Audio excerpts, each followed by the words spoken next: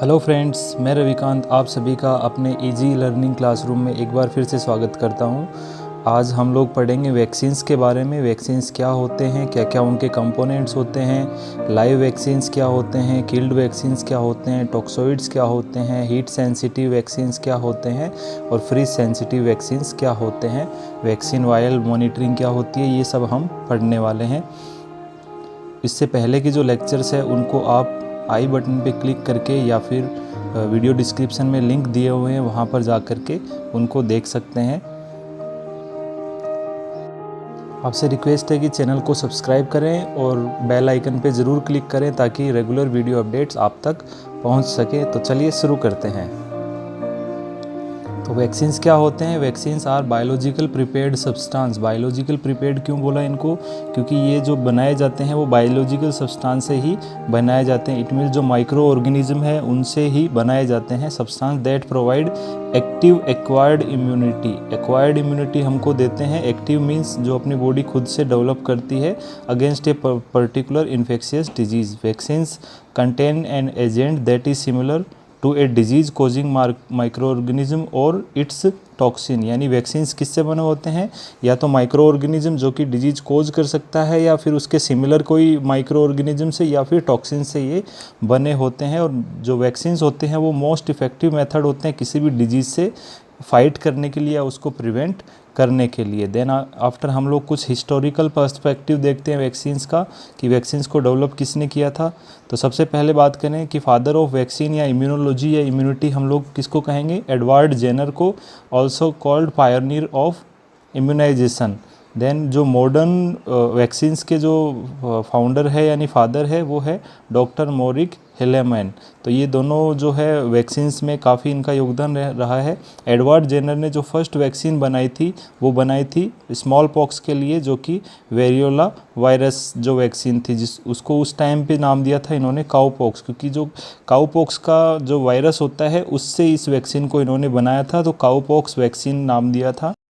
Edward Jenner ने जो first vaccination किया था स्मॉल पॉक्स की वैक्सीन का, जो जेम्स फिलिप करके था एक 8 साल का लड़का, उसमें 14 मई 1796 के अंदर ये फर्स्ट वैक्सीनेशन किया गया था। देन आफ्टर आगे हम लोग देखते हैं टाइप ऑफ वैक्सीन्स कितने टाइप के होते हैं। तो सबसे पहले हम लोग देखते हैं कि वैक्सीन्स जो होती हैं उसमें एंटीजन जो होता है वो क्या क्या हो सकता है। या तो लाइव वीक माइक्रोब होगा जिसको लाइव एटीन्यूएटेड माइक्रोब भी बोलते हैं, ऐसे ही, या फिर किल्ड या इनएक्टिवेटेड माइक्रोब होगा, या फिर उसके टॉक्सिन्स या सरफेस प्रोटीन्स यहाँ पर प्रेजेंट होते हैं। तो ये होते हैं एंटीजन जो कि वैक्सीन के अंदर प्रेजेंट रहते हैं और इन्हीं के अगेंस्ट अपनी बॉडी एंटीबॉडीज़ बनाती है।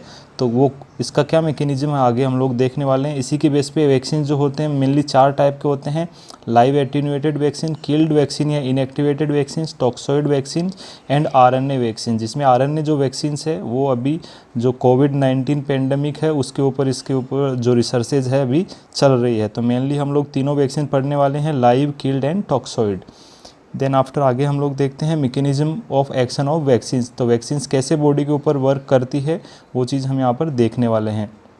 तो हम लोगों ने जब WBCs वाला जो टॉपिक पढ़ा था उसको आई बटन पे क्लिक करके आप लोग देख सकते हैं। तो WBCs के बारे में आपको बेसिक नॉलेज होना चाहिए, देन ये चीज़ हमको यहाँ पे समझ में आने वाली है। तो जैसे ही हम लोग वैक्सीन इंजेक्ट करेंगे, वैक्सीन इंजेक्ट करने का मतलब क्या होता है? एंटीजन बॉडी के अंदर जाता है। तो यहाँ पर 2 फेजेज़ के अंदर कंप्लीट होता है ये पूरा मैकेनिज्म। फर्स्ट फेज़ में क्या होता है? मैक्रोफेजेज जो होती है अपनी neutrophil, eosinophil, basophil and monocytes जो होती है वो यहाँ पर फेगोसाइटोसिस का मैकेनिज्म स्टार्ट करती है।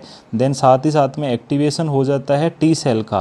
तो टी सेल जो होती है, टी लिम्फोसाइट जो सेल होती है वो साइटोटॉक्सिक इम्यूनिटी हमको प्रोवाइड करती है, यानी डायरेक्ट अटैक करके उनको किल करने का काम करती है। तो टी सेल जो एक्टिवेट होती है वहाँ पर T helper cell, T killer cell, ये सब अपना वर्क स्टार्ट कर देती है। देन यहाँ पर जो सेकंड सिग्नल होता है, ये फर्स्ट सिग्नल था, इसके इधर जो है सेकंड सिग्नल के अंदर क्या होता है? वैक्सीन के रिस्पॉन्स में जो बी लिम्फोसाइट सेल होती है, बी लिम्फोसाइट का फंक्शन हम लोग पढ़ चुके हैं, क्या होता है? एंटीबॉडी का फॉर्मेशन। तो बी लिम्फोसाइट सेल जो है वो किसका प्रोडक्शन करना स्टार्ट कर देती है? एंटीबॉडीज़ का प्रोडक्शन। और जब भी बॉडी के अंदर वैक्सीन्स की जो एंटीबॉडीज होती है वो मेनली 2 टाइप की होती है, IgM एंड IgG। तो इम्यूनोग्लोबुलिन जो जिस उसी टॉपिक के अंदर हमने पढ़ा था, तो इम्यूनोग्लोबुलिन्स के बारे में भी आप लोग उस वीडियो में जा करके देख सकते हैं आई बटन पे क्लिक करके। देन यहाँ पर जो मेन जो प्राइमरी एंटीबॉडी होती है वो होती है यहाँ पर IgM जो कि इमीडिएट रिस्पॉन्स में बनती है, देन आफ्टर सम डेज यहाँ पर IgM रिप्लेस की जाती है IgG के द्वारा। तो ये जो स्ट्रक्चर थे अपन ने देखे थे, IgM पेंटामेरिक होती है, IgG जो होती है मोनोमेरिक स्ट्रक्चर इसका पाया जाता है। तो एंटीबॉडीज़ का फॉर्मेशन इस तरीके से यहाँ पर बन जाता है। तो 2 फेजेज में यहाँ पर होता है। इसको एक ग्राफ के थ्रू हम लोग समझने वाले हैं। तो ग्राफ के अंदर देखते हैं हम लोग, एक तरफ एंटीबॉडी कंसंट्रेशन दिखाया गया है और एक साइड में टाइम है डेज के अंदर। तो यहाँ पर हम लोग देखते हैं, अगर इस पॉइंट को 0 पॉइंट मानते हैं और यहाँ पे वैक्सीनेशन किया गया, तो वैक्सीनेशन करने के विदिन 10 डेज क्या होता है, बॉडी के अंदर IgM का लेवल बढ़ने लग जाता है। देन IgM जो धीरे धीरे कम होने लग जाता है और साथ ही साथ में IgG का लेवल यहाँ पर बढ़ने लग जाता है। तो ये होता है वैक्सीनेशन का इफ़ेक्ट। लेकिन अगर इस पे यहाँ पे अगर बूस्टर जो होता है, अगर बूस्टर और दिया जाता है पर्टिकुलर वैक्सीन का, तो यहाँ पर फिर से देखने को मिलता है IgM बढ़ता है, देन IgG का लेवल काफ़ी ज़्यादा यहाँ पर बढ़ जाता है, जो कि लॉन्ग टाइम तक बॉडी के अंदर बने रहते हैं। अपन को जो ये एंटीबॉडी है इम्यूनिटी प्रोवाइड करती रहती है। तो ये होता है mechanism of action of vaccines. Then after vaccines के एग्जाम्पल देखते हैं। लाइव वैक्सीन्स कौन कौन सी होती है। इट मीन्स लाइव वैक्सीन का मतलब होता है कि इनके अंदर जो बैक्टीरिया या वायरस जो होता है वो लाइव कंडीशन में होता है। एटेन्यूएटेड का मतलब होता है कमज़ोर या वीक होता है, यानी उसकी जो फुल पोटेंसी होती है उसको कम कर दिया जाता है ताकि वो डिजीज़ कोज नहीं कर सके। तो कुछ वैक्सीन्स है जिनको हम लोग देखते हैं, जैसे ये एनलिस्टिंग है लाइव वैक्सीन्स की, जैसे रूबेला की वैक्सीन है। रूबेला की वैक्सीन जो है जर्मन मीजल्स भी बोलते हैं इसको, 3 डे मीजल्स भी बोलते हैं, और रूबेला वायरस इसका कोज होता है। OPV जो होता है ओरल पोलियो वैक्सीन, जिसको हम लोग साबिन बोलते हैं। OPV 2 फॉर्म में होता है, एक तो ओरल होता है और एक इंजेक्टेबल। तो इंजेक्टेबल होता है उसको साल्क बोलते हैं, और ओरल जो होता है उसको साबिन बोलते हैं। तो इसको याद रख सकते हैं हम लोग। एक आतंकवादी का नाम याद होगा, Osama bin Laden. Osama bin, तो ओसामा बिन, तो आपको याद हो गया ओ साबिन। तो ओरल पोलियो वैक्सीन क्या होती है, साबिन होती है। तो IPV क्या हो जाएगा, इंजेक्टेबल पोलियो वैक्सीन क्या हो जाएगा, साल्क। तो इस तरीके से हम इसको याद रख पाएंगे। ऐसे ही कुछ और वैक्सीन है, जैसे मीजल्स की वैक्सीन है जो कि रूबियोला वायरस से होता है। ऐसे एपिडेमिक टाइफस है, रिकेट्सिया प्रोवोर्जिकी से होता है, जो कि ट्रांसमिट किया जाता है। ह्यूमन लाउस जो होता है उसके थ्रू ये ट्रांसमिट किया जाता है। ऐसे इन्फ्लुएंजा की वैक्सीन होती है जो कि नेज़ल स्प्रे वाली होती है। इंजेक्टेबल जो होती है वो किल्ड होती है, जबकि नेज़ल स्प्रे जो होता है वो लाइव होता है। ऐसे मम्स है, पैरामिक्सो वायरस की वैक्सीन। ऐसे येलो फीवर है जो कि फ्लावी वायरस जो होता है येलो फीवर कोज करता है, और ये एडिस एजिप्टाई मॉस्किटो जो कि इस डायग्राम में दिखाया गया है, इस मॉस्किटो के थ्रू यहाँ पर ये ट्रांसमिट होती है। ऐसे डेंगू फीवर भी यही मॉस्किटो ट्रांसफ़र करता है। ऐसे जो BCG होती है, माइक्रोबैक्टीरियम ट्यूबरकुलोसिस के लिए जो वैक्सीन बनाई जाती है, लेकिन ये वैक्सीन जो होती है इसमें जो लाइव बैक्टीरिया होता है वो होता है माइकोबैक्टीरियम बोविस। इंपॉर्टेंट क्वेश्चन बनता है, आपको पता होना चाहिए। देन यहाँ पर प्लेग की वैक्सीन है, यार्सिनिया पेस्टिस जो बैक्टीरियम होता है उसके अगेंस्ट बनती है। ऐसे एंथ्रेक्स होता है, ये भी बैक्टीरियल वैक्सीन है। ऐसे टाइफॉइड होती है जो कि साल्मोनेला टाइफी बैक्टीरिया के अगेंस्ट काम करती है, टाइफाइड एंटेरिक फीवर को रोकती है। ऐसे ही वेरिसेला चिकन पॉक्स के अगेंस्ट होती है, वेरिसेला जोस्टर इसका वायरस होता है।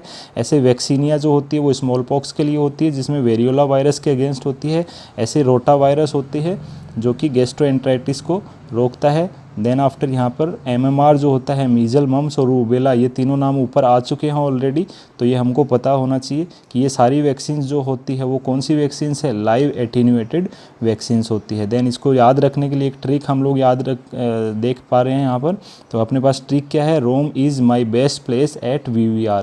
तो VVR कुछ हम लोग ऐसे याद रख सकते हैं, VVR कुछ सिनेमा है जिसको देखने के लिए Rome is my best place at VVR। तो इसको हम लोग देख पा रहे हैं, हाईलाइट किया है मैंने अलग अलग कलर से। तो आप लोग देख पा रहे हो यहाँ पर ROME is my best place at VVR। तो इस तरीके से हम इस चीज़ को लर्न कर पाएंगे कि ये जो ट्रिक से याद रख पाएंगे कि कौन कौन सी जो वैक्सीन्स है वो लाइव एटीन्यूएटेड वैक्सीन्स होती है। ऐसे ही 2 वैक्सीन्स जो होती है वो टॉक्सिन्स होते हैं, इसमें कोई भी बैक्टीरिया या वायरस नहीं होता है, ना तो किल्ड होता है ना लाइव होता है, जबकि उसकी जगह पे क्या होता है, उसका टॉक्सिन होता है जिसके अगेंस्ट एंटीबॉडीज अपनी बॉडी के अंदर बन जाती है। तो जैसे 2 वैक्सीन्स आती है इसमें, DPT का नाम सुना होगा, तो DPT में से जो DT होते हैं वो कौन से वैक्सीन्स होते हैं, टॉक्सॉइड वैक्सीन्स होते हैं। तो डिप्थीरिया एंड टिटेनस जो है ओनली 2 वैक्सीन्स है जो टॉक्सॉइड होती है। तो डिप्थीरिया एक बैक्टीरिया होता है, कॉर्नी बैक्टीरियम डिप्थीरियाई, तो इसके अगेंस्ट काम करती है। और ऐसे टिटनस जो होता है क्लोस्ट्रीडियम टिटेनी बैक्टीरिया होता है, इसके अगेंस्ट यहाँ पर काम करती है। तो ये 2 वैक्सीन्स होती है टॉक्सोइड। ऐसे ही किल्ड या इनएक्टिवेटेड वैक्सीन्स होती है। तो किल्ड वैक्सीन्स की भी हम लोग को ट्रिक से देख सकते हैं। तो ट्रिक याद रखनी है आपको कि जापान की पिच का मतलब होता है जहाँ क्रिकेट खेलते हैं। तो जापान की पिच क्या है, रेडी है। तो इस तरीके से इसको याद रख पाएंगे। तो इसका ट्रिक से देखते हैं। जापानीज एनसेफेलाइटिस, KI मतलब Kyasanur forest disease, tick borne disease होती है जो कि कर्नाटका और साउथ इंडिया के अंदर देखने को मिलती है। Then I means IPV Salk. OPV जो था वो लाइव था, IPV जो होता है वो क्या होता है, किल्ड होता है। जापान की पिच PITCS, तो P for pertussis, I for influenza vaccine flu shot यानी injectable, typhoid also injectable. Then यहाँ पर कोलेरा, हिपेटाइटिस जो होता है 5 टाइप का होता है mainly. Hepatitis A, hepatitis B, C, D and E जो होता है। तो ये इस तरीके से अलग अलग बैक्टीरिया। हेपेटाइटिस A का जो वायरस है सॉरी वो है पिकोरना, B का जो है एडिनो, C का फ्लावी, D का डेल्टा, ये एग्जाम में भी पूछा जा चुका है डेल्टा वाला, और E का जो होता है कैलिसी होता है। तो ये सारी जो वैक्सीन्स होती हैं वो किल्ड वैक्सीन्स होती है हेपेटाइटिस के लिए। जबकि अभी एक हेपेटाइटिस B जो होता है उसके लिए रिकॉम्बिनेंट वैक्सीन्स भी बनाई जा चुकी है। तो उसकी टेक्निक अलग है। तो वो कुछ प्रोटीन स्ट्रक्चर से यहाँ पर बनाई जाती है। देन यहाँ पर रेबीज़ की जो होती है वो लाइसा वायरस होता है। तो ये वायरसेस के नाम या बैक्टीरियम के नाम भी आप लोग यहाँ पर साथ में देख सकते हैं। तो ये जो सारी वैक्सीन्स होती है वो कौन सी वैक्सीन्स होती है, किल्ड वैक्सीन्स यहाँ पर होती है। देन यहाँ पर नेक्स्ट जो है एक नोट है यहाँ पर, तो पर्ट्यूसिस की जो वैक्सीन होती है वो कॉन्ट्रा इंडिकेटेड होती है कन्वर्जन हिस्ट्री के साथ में। तो यहाँ पर एक क्वेश्चन आता है कि नर्सिंग रिस्पॉन्सिबिलिटी क्या है बिफोर पर्ट्यूसिस, या DPT के अंदर भी पर्ट्यूसिस होता है तो उसको देने से पहले जो होता है नर्सिंग रिस्पॉन्सिबिलिटी क्या होती है। तो nurse would ask history of conversion prior to administer, ये हमको पता होना चाहिए। Then after heat sensitive vaccines कौन कौन सी होती है वो भी यहाँ पर हम लोग पढ़ने वाले हैं। हीट सेंसिटिविटी को देखने के लिए हम लोग यहाँ पर वैक्सीन के अंदर एक वैक्सील वायल मॉनिटरिंग होती है, उसको देख करके हम पता लगाते हैं कि वैक्सीन जो है हीट के कांटेक्ट में आई है या हीट से एक्सपोज हुई है या नहीं। मेनली जो सेंसिटिव वैक्सीन होती है उसको 2 से 8 डिग्री पे, ये भी क्वेश्चन आता है कि वैक्सीन्स को जो होता है कितने टेम्परेचर पे स्टोर किया जाता है। देन यहाँ पर कुछ एग्जांपल है हीट सेंसिटिव वैक्सीन्स के, जो कि हाईएस्ट सेंसिटिविटी से लो सेंसिटिविटी की तरफ जाता है। इसका मतलब जो OPV और मीजल्स वगैरह की जो वैक्सीन्स होती है वो सबसे ज़्यादा सेंसिटिव होती है, हीट के कांटेक्ट में आने में जल्दी ख़राब होने के इनमें संभावना रहती है। इट मीन्स अगर इन वैक्सीन्स को 8 डिग्री सेंटीग्रेड से ज़्यादा टेम्परेचर पर अगर लंबे समय तक रखेंगे तो ये जो वैक्सीन्स है वो जल्दी ख़राब हो जाती है। तो आगे वैक्सील वायल मॉनिटर, ये क्वेश्चन आता है, यहाँ पर आपको पता होना चाहिए OPV एंड मीजल्स वगैरह MMR वगैरह है वो हीट सेंसिटिव वैक्सीन ज़्यादा होती है। देन यहाँ पर जो वैक्सीन वायल मॉनिटरिंग है वो क्या होती है, तो यहाँ पर इन वैक्सीन्स के ऊपर जो भी सेंसिटिविटी हो उन पे यहाँ पे दिख रहा होगा आपको एक वैक्सीन, एक सिंबल होता है इस तरीके का। इस सिंबल का जो आउटर पेरीफेरी होता है वो पर्पल होता है, जबकि अंदर से जो कैसा होता है वाइट कलर का होता है। तो अगर इस तरीके का बना हुआ इट मीन्स ये हीट के कॉन्टैक्ट में नहीं है और इसको हम लोग यूज़ कर सकते हैं। यहाँ पर दूसरी स्टेज में अगर इस तरीके से हल्का भी हो जाता है इट मीन्स कम एक्सपोजर हुआ है लेकिन अभी भी ये यूजेबल है, तो इसको भी हम लोग यूज़ कर सकते हैं। लेकिन अगर दोनों अंदर और बाहर के जो सर्किल का जो कलर एक जैसा हो जाता है इट मीन्स इस वैक्सीन को यूज़ नहीं करते हैं। और अगर अंदर वाले जो बॉक्स है उसका कलर सराउंडिंग से ज़्यादा डार्क हो जाता है तो भी इसको यूज़ नहीं करते हैं। तो ये चीज़ होता है अपना वैक्सीन वायल मॉनिटरिंग।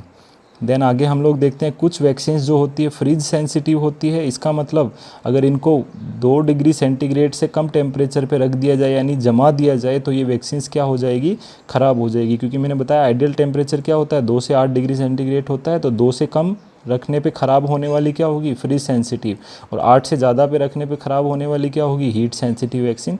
तो एग्जांपल देखेंगे हम लोग hepatitis B and DPT are most freeze sensitive.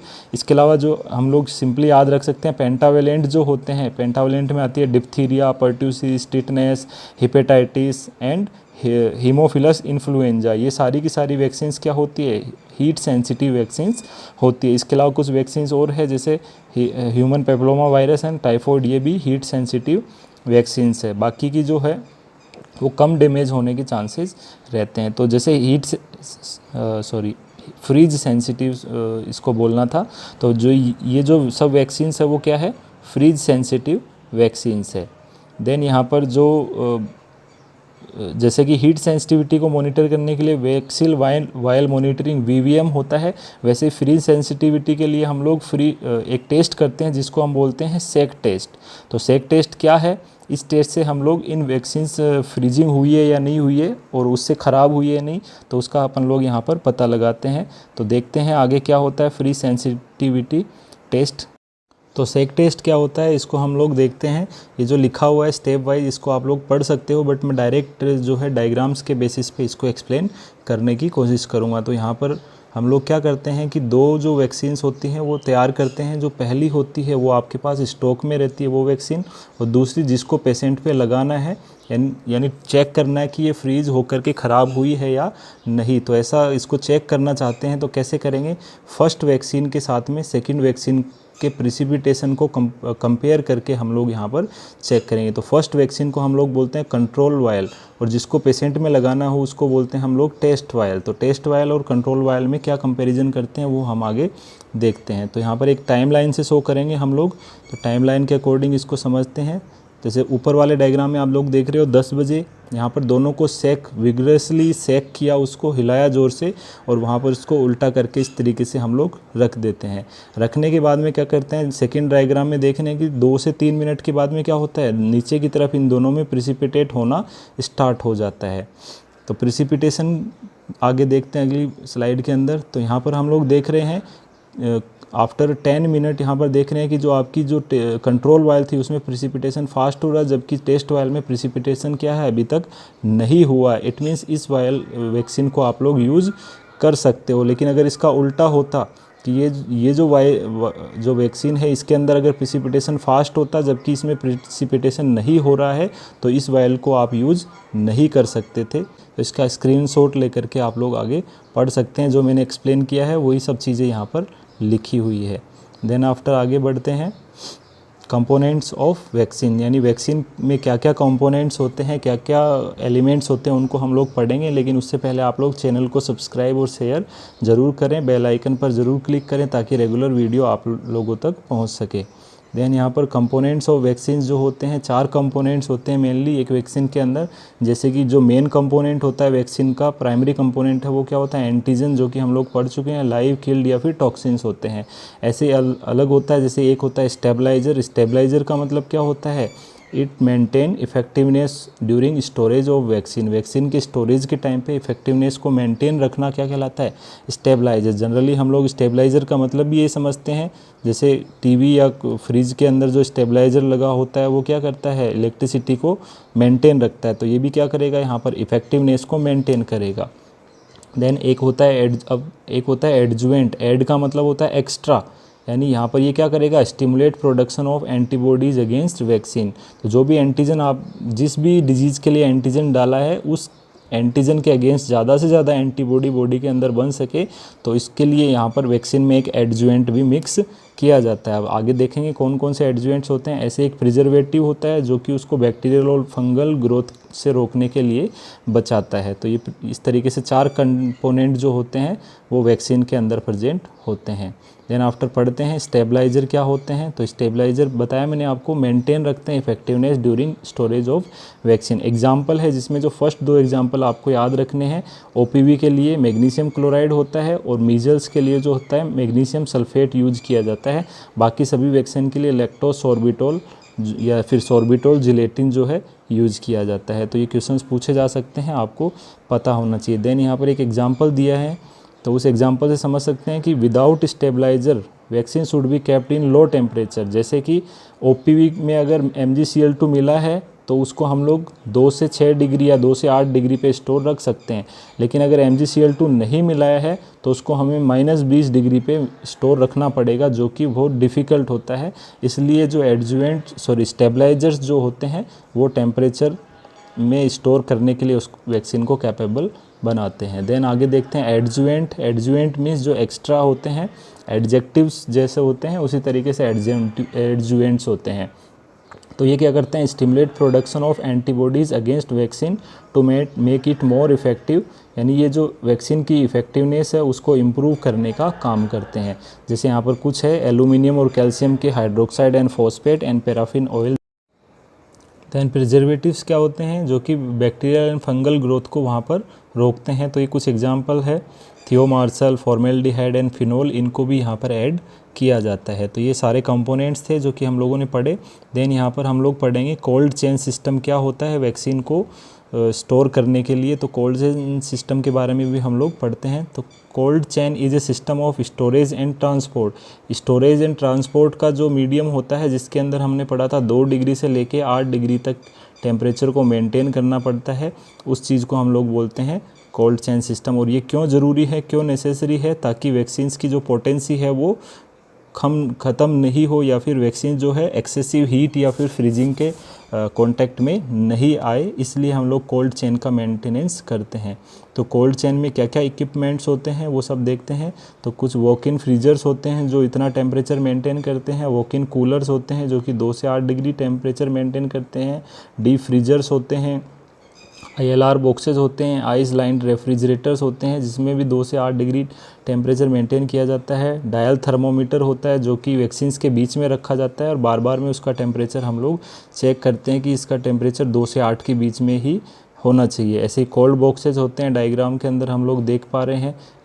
Ice packs होते हैं, वैक्सीन कैरियर्स होते हैं एंड डे कैरियर्स होते हैं। तो ये सभी होते हैं इक्विपमेंट्स ऑफ कोल्ड चेन। तो आप होप सो आप लोगों को वैक्सीन का जो लेक्चर है ये समझ में आया होगा। तो thank you very much. Video को सब्सक्राइब करें और बेल आइकन पे ज़रूर क्लिक करें ताकि आगे रेगुलर अपडेट्स आप तक पहुंच सकें। Thank you very much.